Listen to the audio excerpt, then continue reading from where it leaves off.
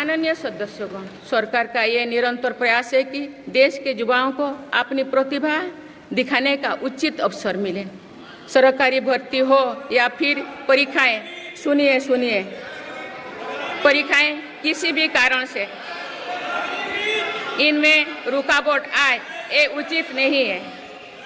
इनमें शुचिता और पारदर्शिता बहुत जरूरी है। हाल ही में कुछ परीक्षाओं में हुई पेपर लीक की घटनाओं की निष्पक्ष जांच और दोषियों को कड़ी से कड़ी सजा दिलवाने के लिए मेरी सरकार प्रतिबद्ध है। इससे पहले भी हमने देखा है कि कोई राज्यों में पेपर लीक की घटनाएं होती रही है। इस पर दलीय राजनीति से ऊपर उठकर देशव्यापी ठोस उपाय करने की जरूरत है। संसद ने भी परीक्षा में होने वाली गड़बड़ियों के विरुद्ध एक सख्त कानून बनाया है। मेरी सरकार परीक्षाओं से जुड़ी संस्थाओं, उनके कामकाज के तरीके, परीक्षा प्रक्रिया सभी में बड़ी सुधार करने की दिशा में काम कर रही है। आज पूरा विश्व हमें मदर ऑफ डेमोक्रेसी के रूप में सम्मान देता है। भारत के लोगों ने हमेशा लोकतंत्र के प्रति अपना पूर्ण विश्वास प्रकट किया है। चुनाव से जुड़ी संस्थाओं पर पूरा भरोसा जताया है। स्वस्थ लोकतंत्र को बनाए रखने के लिए हमें इस विश्वास को सुसह्य कर रखना है, इसकी रक्षा भी करना है।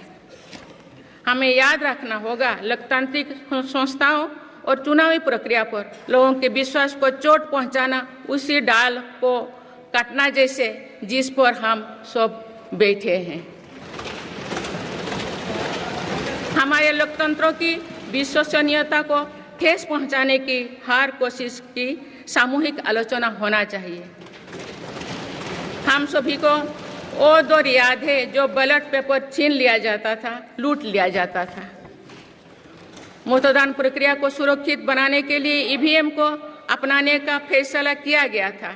पिछले कई दशकों में ईवीएम में सुप्रीम कोर्ट से लेकर जनता की अदालत तो हर कसौटी को पार किया है। आज 27 जून है। 25 जून 1975 को लागू हुआ आपातकाल संविधान पर सीधे हमले का सबसे बड़ा और काला अध्याय था।